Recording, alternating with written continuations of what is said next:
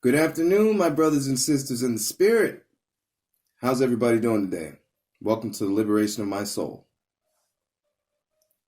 It's a glorious day. Every day is a glorious day that you can walk in your purpose and that you can have a day clean and sober. That's a miracle, you know. You're a miracle. If you made it today and you didn't pick up, you're a miracle.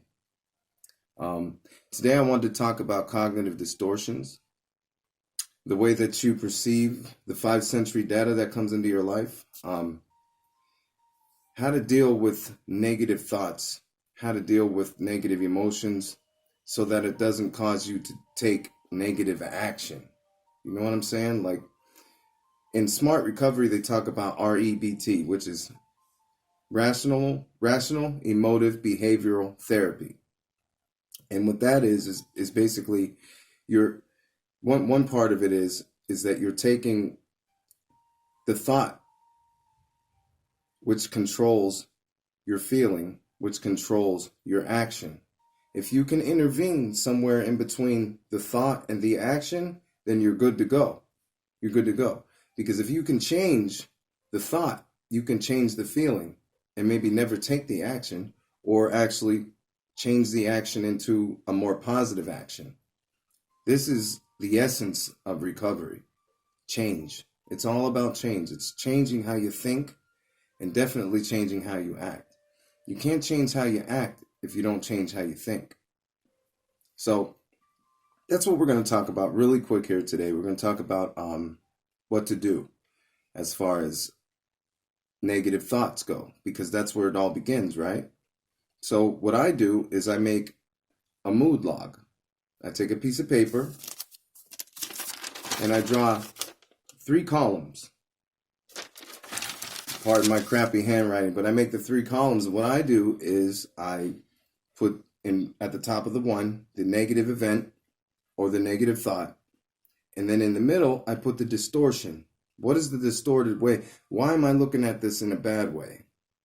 And then at the end, I put the thought replacement. I replace the thought. This way I can replace how it made me feel.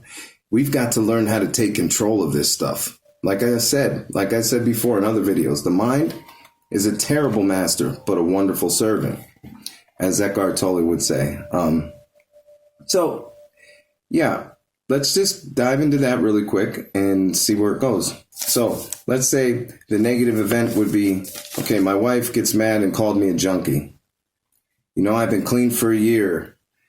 You know, hypothetically, I've been clean for a year and we get in an argument and she gets all upset and she calls me a junkie. Okay. So in the past, I would say, well, I'll show you.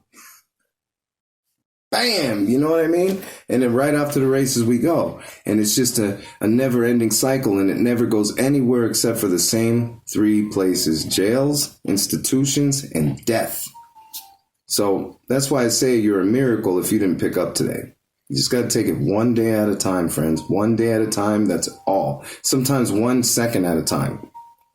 So that would be the negative event. That would be the negative thought. And now how am I seeing that? Okay, what am I doing with that information? You're a junkie. Yeah, but I've been clean for a year. You're a junkie.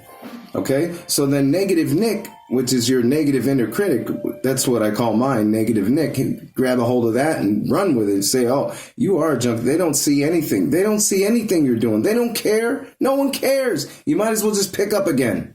And that's what goes on in my head. You know what I'm saying? But if I can intervene, I go to the second column and I say, okay, she's always saying that when she's mad.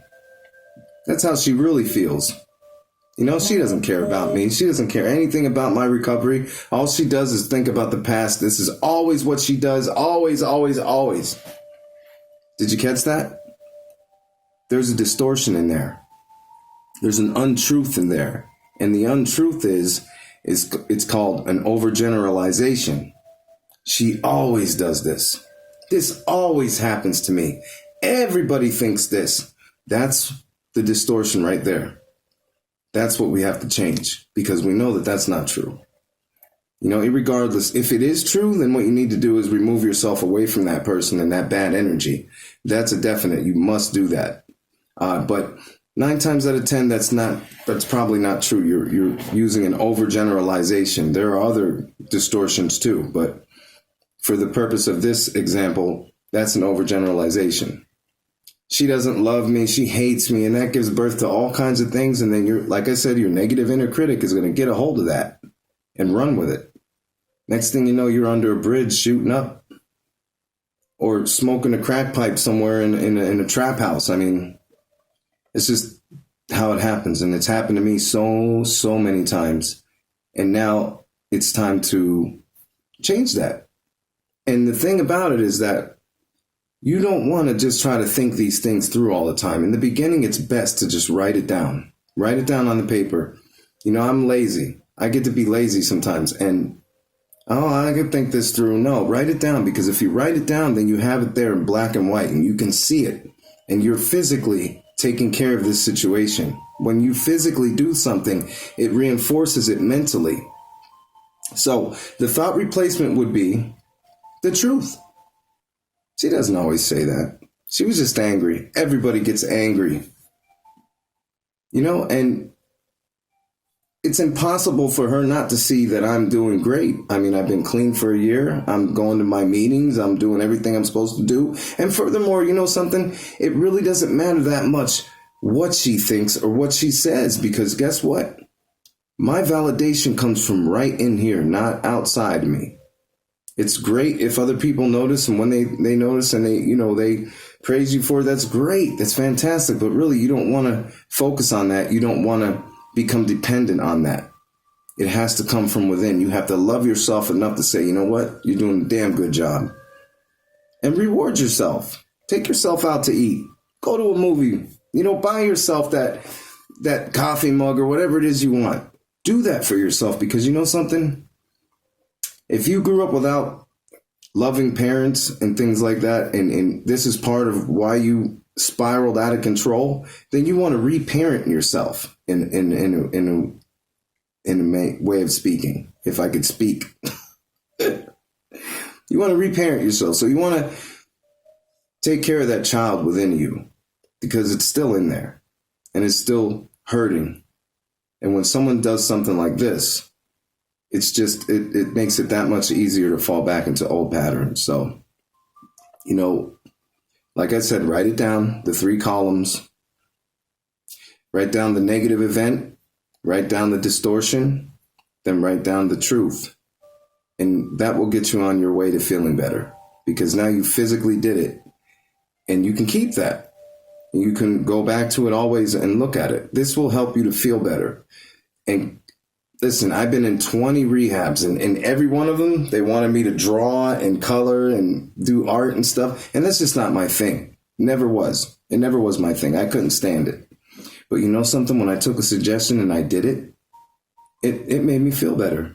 It really did. It made me feel better. Even though I didn't like doing it, it took my mind off of this. It took my focus off of my head. You know how they say, don't go up there alone? It's not safe. An addict by him or herself is not in good company. And that's sad, but unfortunately, that is the case for a while. It'll be that way for a while. But anyway, hope this was helpful. If you like what I'm doing, please support me on Patreon, or subscribe, share the videos if you know anybody that could benefit from this. I really appreciate it. God bless you.